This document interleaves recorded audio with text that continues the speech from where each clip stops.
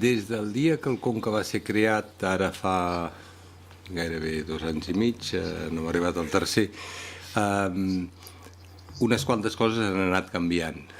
Una de les coses que han anat canviant és que nosaltres vam començar molt fixats amb el món anglosaxó i a mesura d'anar aprenent dia a dia hem començat a virar i a admirar cada vegada més el que han fet els francesos al llarg del temps, perquè sempre entràvem en aquella idea, els francesos centralistes, nosaltres organisme independent, ens hem d'apropar més en el món anglosaxó i després d'això hem anat descobrint dia rere dia l'excel·lent feina al respecte als artistes, la feina feta darrere de les polítiques franceses i la tradició que hi ha. En primer lloc, ens toca agrair molt que el senyor Lagrange hagi volgut acceptar i ens honora que avui estigui aquí entre nosaltres.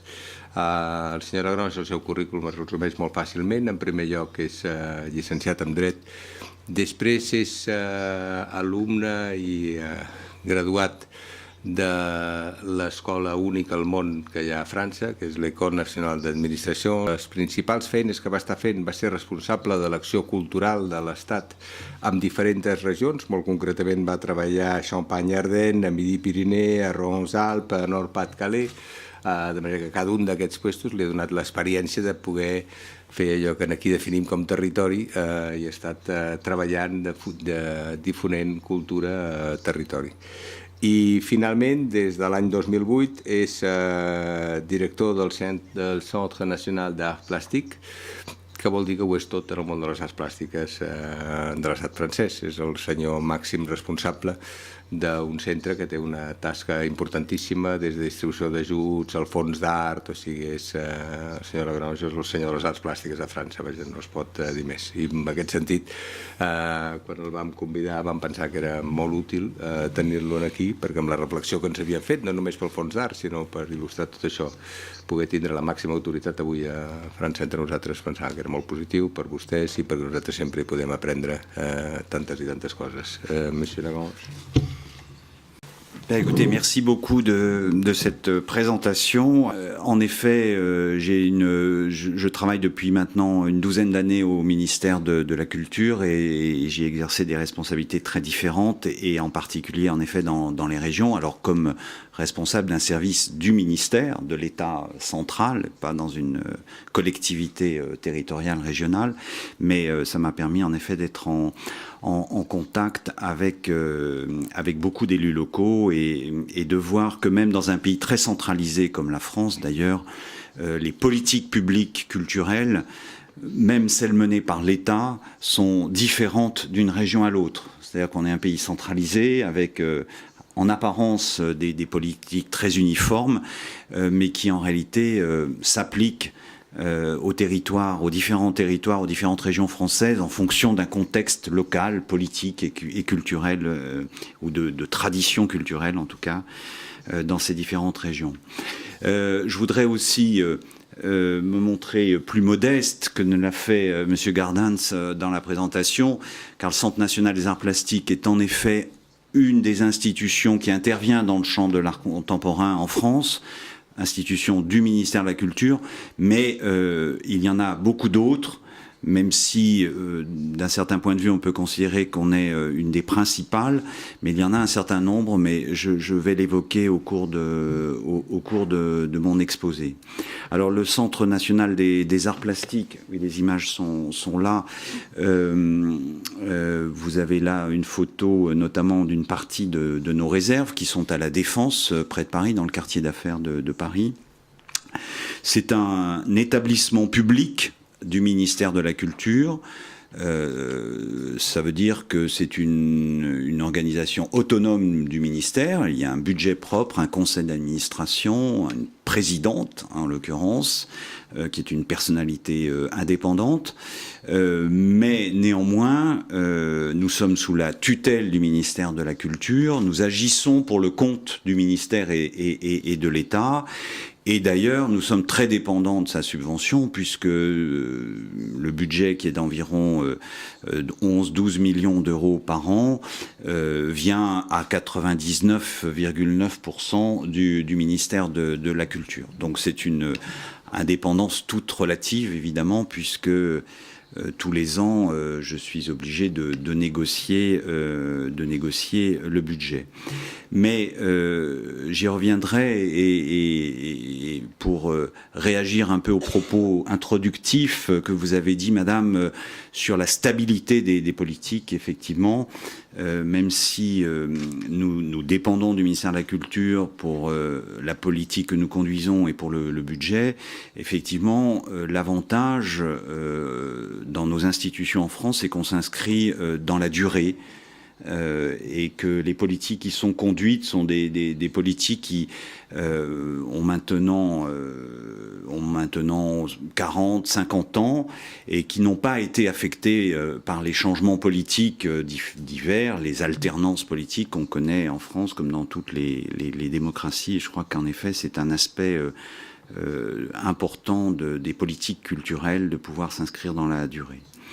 Alors, le Centre national des arts plastiques, c'est donc l'opérateur du ministère de la Culture dans le champ de l'art contemporain, opérateur public, puisqu'évidemment, il y a aussi des opérateurs privés, des galeries, des collectionneurs, des fondations qui interviennent, mais dans le champ public, on est le principal opérateur et on est centré sur l'art contemporain, la création contemporaine, dans tous les domaines qui sont énumérés là sur cette diapositive, peinture, sculpture, photographie, installation, vidéo, multimédia, design et design graphique également, qui a fait son entrée dans la collection tout récemment.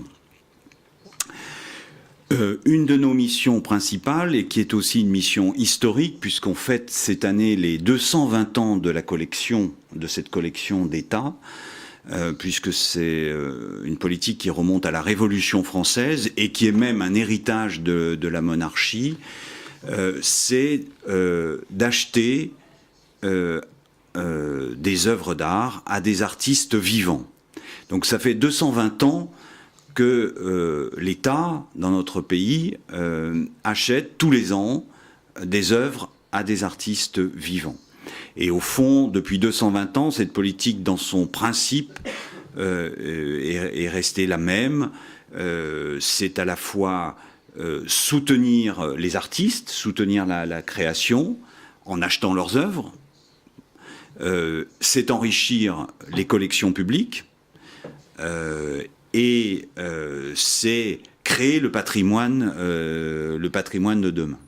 Et sous des formes administratives diverses, qui ont évolué évidemment au cours du temps, cette politique a été conduite jusqu'aujourd'hui. Elle a connu toutes sortes de vicissitudes, donc le temps est trop court pour que je vous fasse un historique de cette politique. S'il y a des questions, j'y répondrai. Mais en tout cas, depuis la création du ministère de la Culture comme ministère, c'est-à-dire en 1959 avec André Malraux, et les années 70, le mode de fonctionnement et les principes d'acquisition et d'enrichissement de cette collection sont restés les mêmes.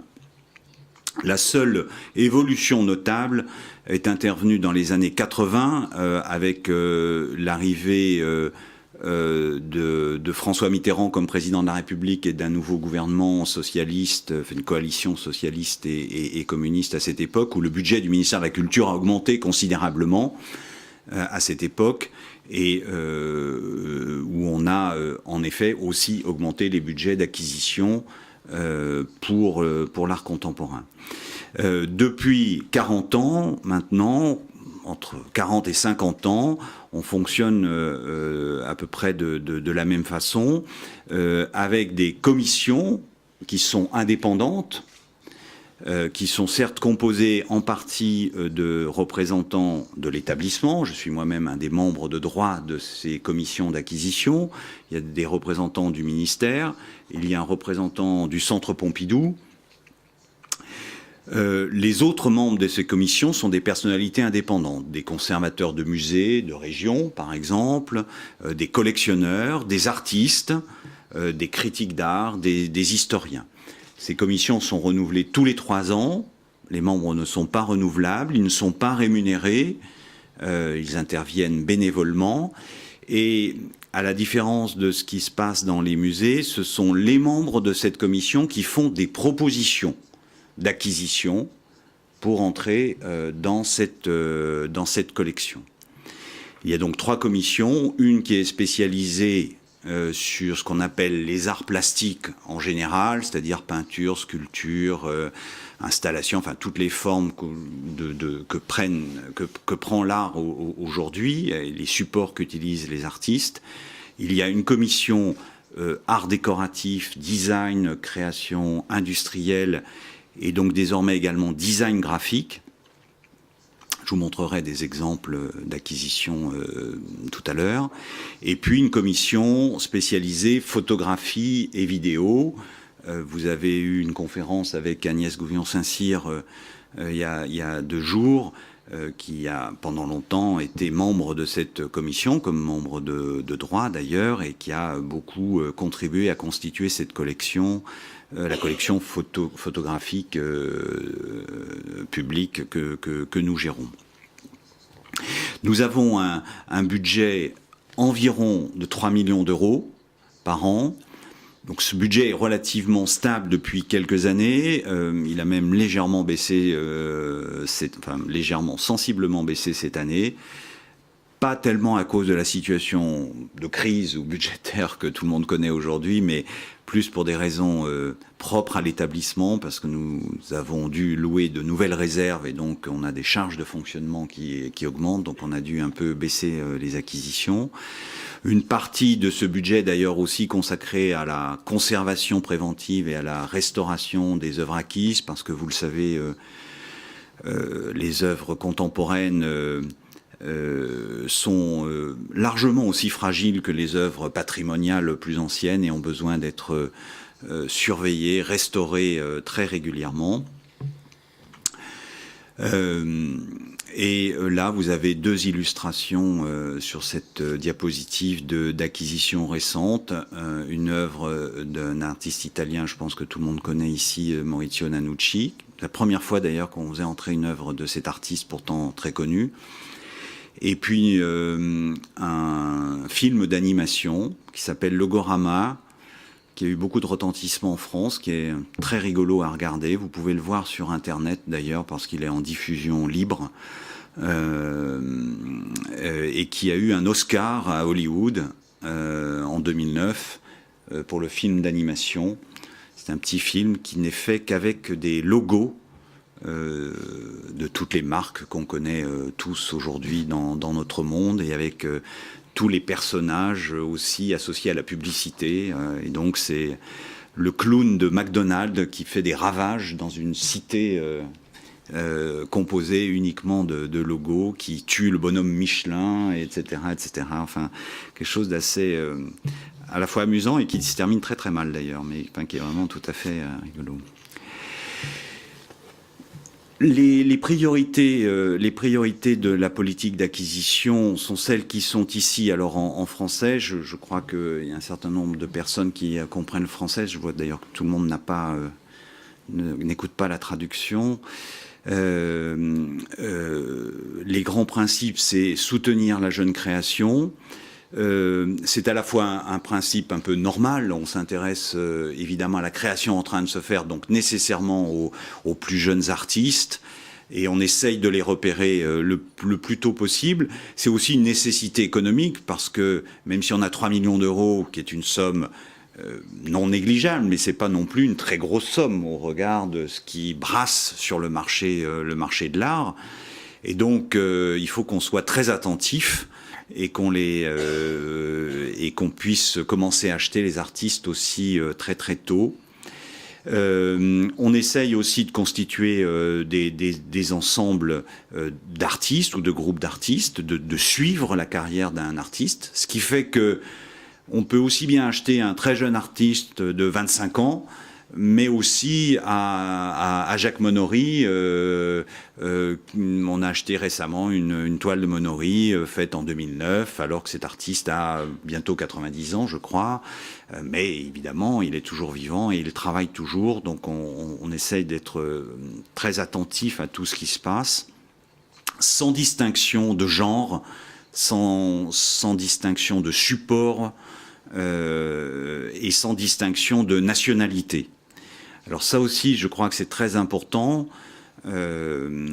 pour l'intérêt d'une collection publique, c'est qu'il faut qu'elle soit ouverte et internationale.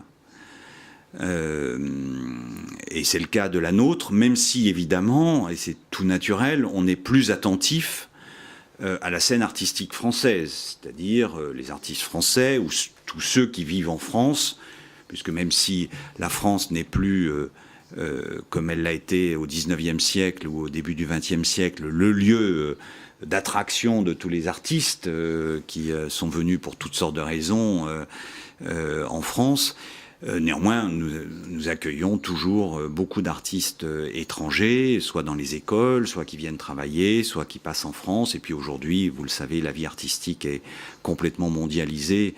Il est parfois assez difficile de savoir même, au fond, la nationalité d'un artiste qui a son atelier à Berlin, mais qui vit la moitié du temps aux États-Unis, et qui expose partout dans le monde. Voilà. Donc nous, on essaye d'être très attentifs à cette actualité internationale. Et d'ailleurs, on veille à nommer dans les commissions d'acquisition des personnalités qui viennent de l'étranger, également pour nous aider à repérer ces artistes et avoir ce regard le plus ouvert et le plus large possible. Alors une autre manière d'enrichir les collections est aussi de permettre à un public plus large d'avoir accès à l'art d'aujourd'hui, c'est ce qu'on appelle la commande publique d'État, commande publique des collectivités publiques. Là, l'idée, c'est de demander à des artistes de travailler dans l'espace public, à l'occasion d'un projet d'aménagement, de la construction d'un bâtiment, d'un aménagement urbain, enfin toutes les occasions où on peut mettre en rapport un artiste avec cet espace public, y compris espace public dans des formes tout à fait diverses. Par exemple, ici, vous avez l'exemple d'une commande publique éphémère, mais qui peut se réactiver dans un centre d'art qui est dans le Limousin, au centre d'art de Vassivière, que peut-être certains d'entre vous connaissent. Donc c'est une œuvre de Yona Friedman, qui n'est visible complètement que du haut du bâtiment qu'on aperçoit en haut à droite de l'image, ou bien en hélicoptère, mais enfin tout le monde ne voyage pas en hélicoptère.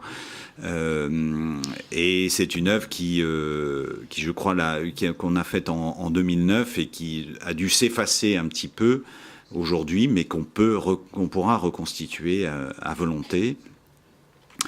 Voici un autre exemple de commande publique, c'est Jean-Luc Moulaine, qui est un photographe français, qui est originaire d'un petit village qui s'appelle Fénotrigue, qui donne le titre à l'ouvrage qui est ici. Qui est un petit village dans le Lot, au centre de la France, une très jolie région où on mange bien et où on boit bien, et qui fait tout un travail photographique depuis des années. Et là, c'est une commande publique, on a restitué ce travail sous la forme d'un livre qui est montré là. Et le livre est entré il y a un exemplaire de ce livre qui est entré dans la collection. Il y a 500 exemplaires qui ont été donnés aux centres d'art et aux écoles d'art en France. Et le reste, un tirage, je crois, de 1000 exemplaires, est vendu dans le commerce à un prix relativement accessible, je crois, qui est de 39 €. Et voilà, c'était aussi un exemple d'une œuvre dans l'espace public, mais sous une autre forme que ce qu'on connaît, lié à un bâtiment, à un tramway ou que sais-je. Voilà, là aussi, une autre forme de commande publique. Ça, c'est pour l'aménagement d'un oculus dans un grand escalier du musée du Louvre. Donc, musée du Louvre, vous le connaissez, dédié à l'art des siècles passés, palais royal, monuments historiques, et il reste quelques endroits où on peut encore intervenir. Et François Morlet, qui est un artiste qui n'est plus tout jeune, mais qui est encore très actif, à qui on a passé cette commande publique, et qui a fait un jeu de mots, je ne sais pas si on peut le traduire en espagnol facilement, l'esprit d'escalier, je ne sais pas s'il y a l'équivalent en espagnol. Là aussi un autre exemple avec une œuvre de Xavier Veillant qui a été produite à l'occasion de l'exposition de Xavier Veillant au château de Versailles. Vous savez que le président Ayagon, ancien ministre de la Culture, président du château de Versailles, dont les fonctions s'arrêtent à la fin du mois, cette semaine d'ailleurs, a lancé plusieurs projets avec Jeff Koons, Murakami. Il y a eu aussi Xavier Veillant, et c'est une des œuvres que nous avons produites et qui est donc maintenant dans notre collection. Et là aussi, Boltanski, le pavillon français de la Biennale de Venise, puisque nous intervenons aussi à ce titre-là à la Biennale de Venise, enfin pour le pavillon français, et nous récupérons une partie de cette œuvre. Ça, c'est l'œuvre de Claude Lévesque du pavillon français de 2009, œuvre qui est entrée également dans la collection, qu'on peut remontrer ailleurs, évidemment, qu'au pavillon français de Venise. Et cette dernière image, ça c'est un projet tout à fait récent et un peu expérimental qu'on va montrer pour la première fois lundi à Lille, dans une exposition qu'on organise, et qui est une œuvre numérique à partir des œuvres de la collection. Pierre Giner est un artiste un peu singulier qui est un geek, on peut dire, et qui, à partir des œuvres de la collection et de mots-clés qu'on va pouvoir entrer dans l'ordinateur, un logiciel va faire un choix aléatoire dans la collection, et chacun peut constituer sa propre exposition. On pourra éditer son propre catalogue de sa propre exposition et accéder aux œuvres de la collection selon un modèle et un mode complètement différent de ce à quoi on est habitué. Dans nos missions également, et c'est la singularité de l'organisme que je dirige, du Centre national des arts plastiques, je ne sais pas si ça peut constituer un modèle, mais enfin en tout cas c'est comme ça qu'on s'est organisé en France depuis maintenant une trentaine d'années. Nous avons donc cette collection qui s'enrichit tous les ans. Et nous avons un volet de soutien à la recherche, de soutien aux artistes et de soutien aux professionnels de l'art, et qui est articulé avec cette politique d'acquisition et toutes ces orientations formant un tout, je crois.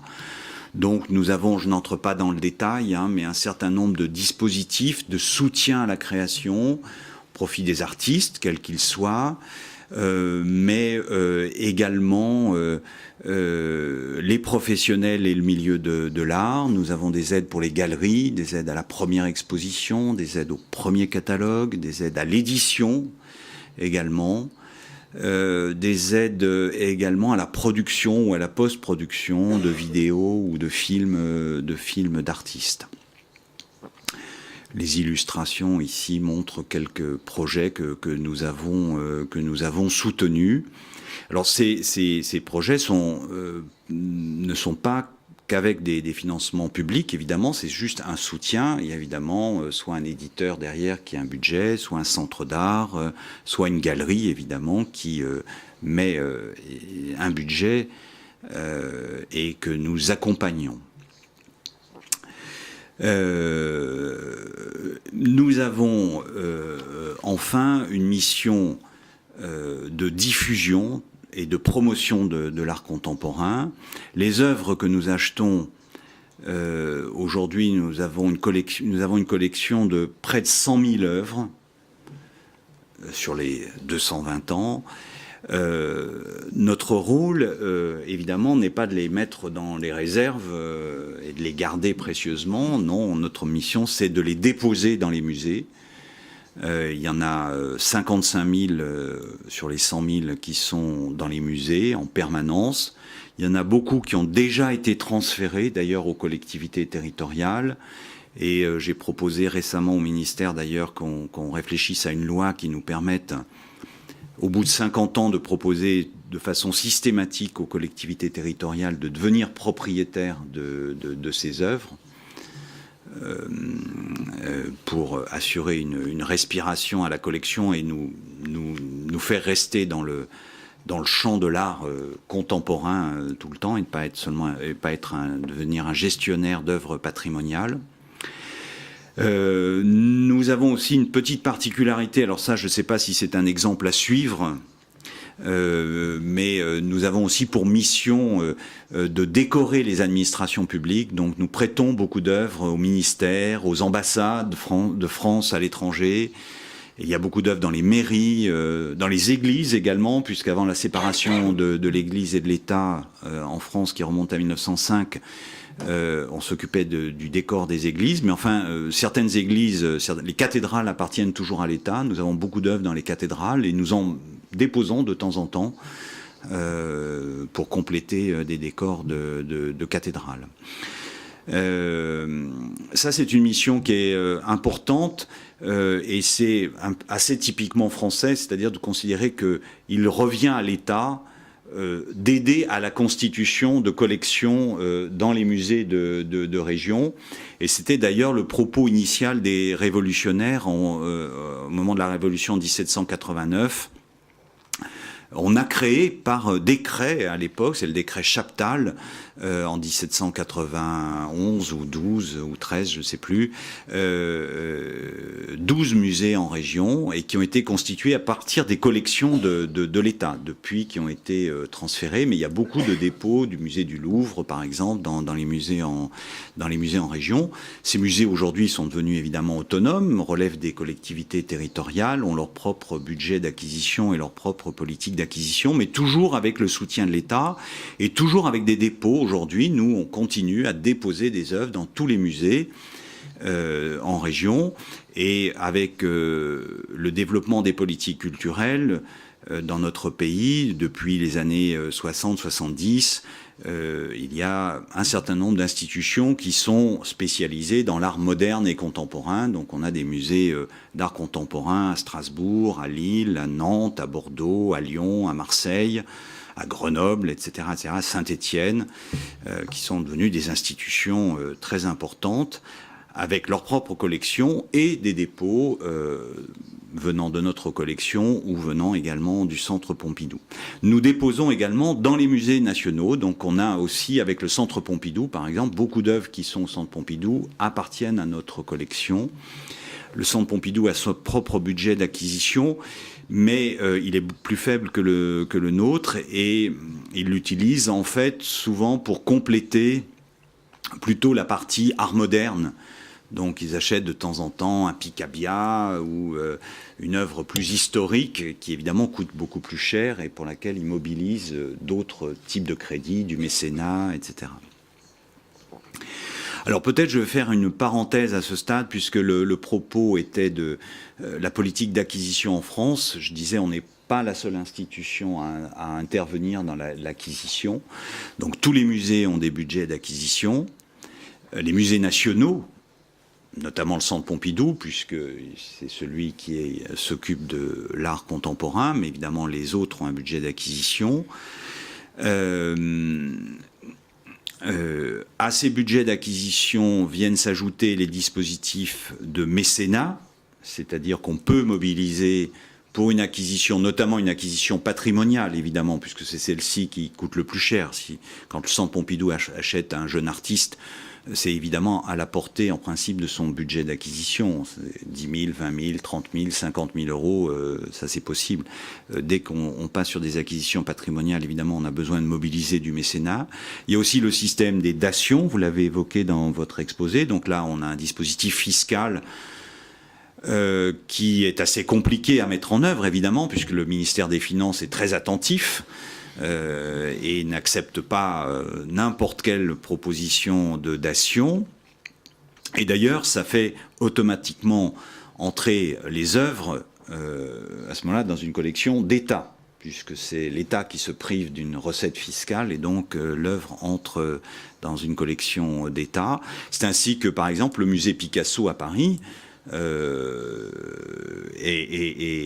le fruit d'une dation au décès de Picasso. Les héritiers, qui sont restés quand même très très riches, mais ont payé les droits de succession avec toutes les œuvres qui sont maintenant montrées dans ce musée Picasso. Il y a également un fonds qui a été créé par le ministère de la Culture, un fonds patrimonial, le fonds du patrimoine, qui s'appelle comme ça, qui est un dispositif qui permet d'aider un musée, qu'il soit d'État ou de collectivité territoriale, à faire une acquisition exceptionnelle. S'il se présente un Poussin sur le marché ou n'importe quel grand artiste historique, on peut également aider à l'acquisition. Et dans le champ de l'art contemporain, la douzaine de musées d'art contemporain qui existent en France ont aussi des budgets d'acquisition, en plus de nous. Et puis il y a également, je pense que c'est une institution dont vous avez dû entendre parler, que vous connaissez, les fonds régionaux d'art contemporain, qui ont été constitués un peu sur le modèle de notre établissement. C'est-à-dire qu'ils fonctionnent, ce sont en général des statuts d'association qui regroupent l'État et la région, donc ils sont financés par l'État, le ministère de la Culture et par les régions, et qui ont vocation à acheter également à des artistes, jeunes artistes ou moins jeunes, enfin des artistes vivants, et de constituer une collection. Et cette collection a vocation à être montrés dans la région évidemment concernée, et ils font beaucoup d'expositions, beaucoup de productions auprès d'artistes, et ils diffusent les œuvres. Alors là, de façon plus fine que nous on montre dans des expositions ce qu'on appelle la triennale, alors qui est une manifestation plus récente. On en sera à la 3e édition, donc en 2012, et qui est dédiée à la valorisation de la scène artistique française, entendue au sens très très large. D'ailleurs, vous voyez, là c'est l'équipe de commissaires, et le commissaire principal c'est Oku Envezor, qui, comme vous le savez, vient de prendre la direction de la Kunsthaus à München, et qui est d'origine nigérienne et américain. Nous avons donc 3 commissaires françaises, et Adela Karoum qui est marocain. Et le propos de la prochaine triennale va être justement de montrer comment s'articule la scène française avec le reste du monde. Et cette prochaine édition aura lieu au Palais de Tokyo, qui est une autre des institutions du ministère de la Culture, d'ailleurs aussi dédiée également à l'art contemporain, à la scène émergente ou aux jeunes artistes. Voici ici une image de notre exposition qui commence la semaine prochaine à Lille, avec cette œuvre de Maurizio Cattelan, qui est aussi très connu. Et alors là, c'est un exemple tout à fait aussi intéressant de notre politique d'acquisition, puisque cette œuvre, on l'a achetée très très tôt, en 93, à un prix très très faible. Aujourd'hui, sa valeur d'assurance est évidemment beaucoup plus élevée. On ne pourrait plus l'acheter aujourd'hui, mais à l'époque, la commission d'acquisition a été très attentive et a repéré Maurizio Cattelan très vite. Et d'ailleurs aussi, il était dans une galerie qui n'était pas du tout connue à cette époque, une jeune galerie qui est devenue une grande galerie parisienne, française, Emmanuel Perrotin. Donc c'est aussi, ça montre la capacité des commissions et de l'organisation qu'on a mise en place à être très attentive à ce qui se passe dans le milieu de l'art, chez les artistes, dans les galeries, à repérer les choses très très tôt et très très vite. Et voilà aussi une exposition que nous faisons aux États-Unis à Miami, qui va démarrer au début de la foire de Miami. Alors ça n'est pas nous qui avons choisi ce titre. Ce n'est pas moi, c'est bien la commissaire américaine qui a choisi ce titre de liberté, égalité, fraternité, et qui est en fait centré sur le design français. C'est eux qui ont fait aussi ce choix. Ça va être une exposition assez rigolote, je pense. C'est Nathalie Crasset qui a fait la scénographie. Voilà. Nos autres missions, elles sont liées évidemment à cette politique. J'espère que je ne déborde pas trop du temps de parole qui m'était dévolu. Nous avons évidemment une mission de conservation et de restauration. Bien que nous ne soyons pas un musée au sens juridique du terme en France, nous ne sommes pas musée de France, mais évidemment nous avons une collection et nous finançons également d'ailleurs des projets des recherches sur les questions de conservation, notamment liées à tous les nouveaux matériaux utilisés dans l'art d'aujourd'hui, les matières plastiques, les dispositifs électriques, numériques. Vous savez que les œuvres sont parfois très complexes, avec des matériaux organiques, avec toutes sortes de choses. Donc c'est un sujet de recherche permanent. Aussi parce qu'on a d'ailleurs dans notre collection, par exemple, là, 2 œuvres qui sont dans l'espace public. Le Cyclope, qui est une œuvre collective, qui est dans la forêt de Fontainebleau, qui est très compliquée à entretenir et à faire fonctionner et à restaurer, notamment la partie qu'on voit là, qui est un ensemble de tout petits miroirs qui ont été collés sur du béton. Et malheureusement, avec le temps, évidemment, ça s'est dégradé. Et pour l'instant, on est un peu en difficulté avec la restauration de cette œuvre parce qu'on n'a pas trouvé le moyen de recoller ces petits miroirs sur du béton, retrouver une technique fiable. Puis l'œuvre de Dubuffet également, qui est tout près de Paris. Et là, je vous montre, pour terminer, quelques acquisitions récentes.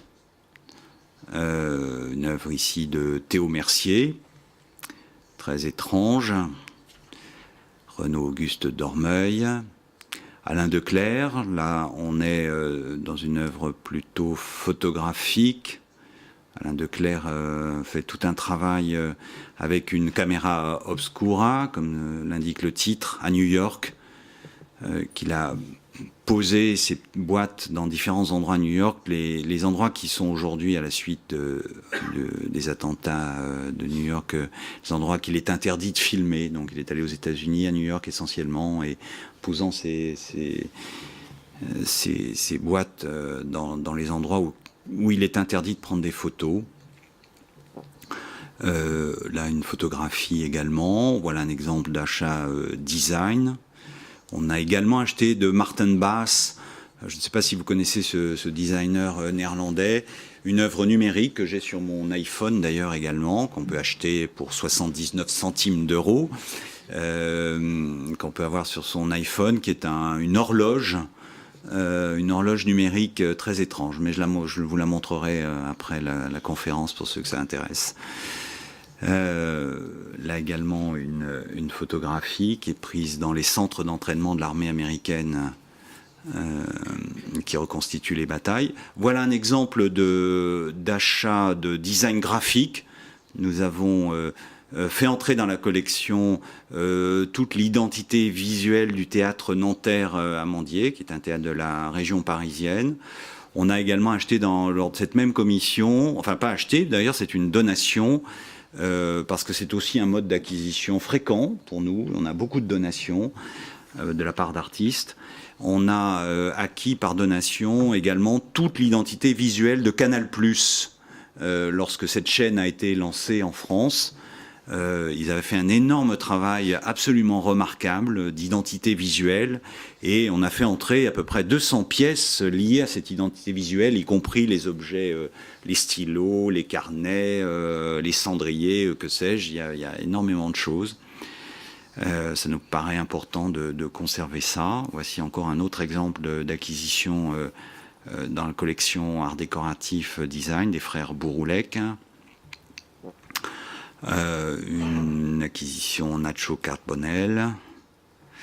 Ça, c'est encore une photographie de Philippe Grenon qui prend des photos du dos de tableaux très célèbres appartenant à des collections de musées.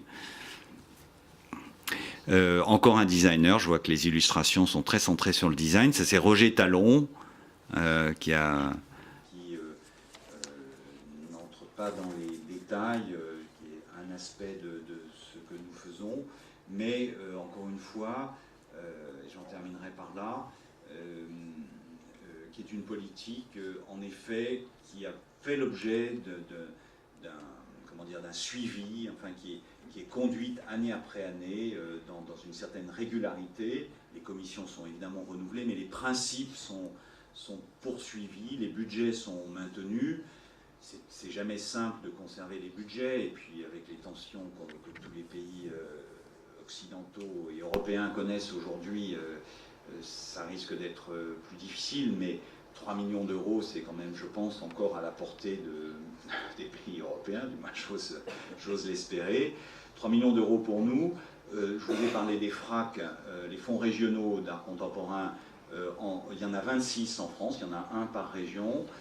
Ils ont à peu près un budget équivalent au nôtre, évidemment réparti en 26 régions, donc ça fait aussi 3 millions en plus d'euros par an d'acquisition aussi à des artistes contemporains vivants. Et dernière précision, je pense que ça doit être le cas dans d'autres pays également, mais évidemment ces collections, la nôtre en particulier, elle est inaliénable et imprescriptible. Inaliénable, c'est un principe très très fort en droit français pour toutes les collections publiques, qu'elles soient de l'État ou des collectivités territoriales. Ce sont des principes qui remontent à plusieurs siècles maintenant. Et imprescriptible, ça veut dire que même une œuvre qui a été volée ou perdue, mais si on la retrouve sur le marché, nous avons le droit de la revendiquer sans indemnité, même auprès d'un détenteur de bonne foi. Et ça nous arrive très régulièrement de récupérer, alors parfois on peut être un peu plus généreux en indemnisant le détenteur s'il est vraiment de bonne foi, si l'œuvre n'est pas d'un prix exorbitant, mais là aussi c'est très important pour garder, comment dire, la valeur d'une collection et préserver le bien de la nation qui a été acheté avec l'argent du contribuable, et on sait que le contribuable paye douloureusement ses impôts, donc il faut qu'on soit très très vigilant.